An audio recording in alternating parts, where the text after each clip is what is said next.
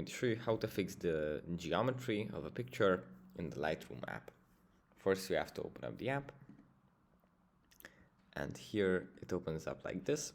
From here, we just go into the right side,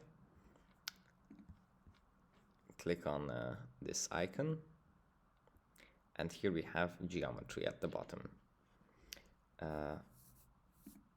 Here we have some transformations,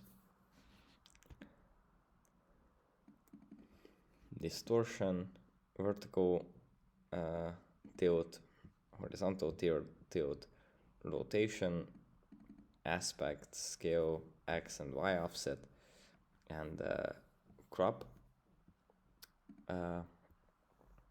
But we also have this magic wand tool, which will correct it. And also we have this tool with which we can follow some straight lines in the image, and then they are going to be made perpendicular to each other. And as you can see, the image is going to change like that. This is much better used for architectural photography, but for now, that's it. Thanks for watching, and I'll see you in the next one.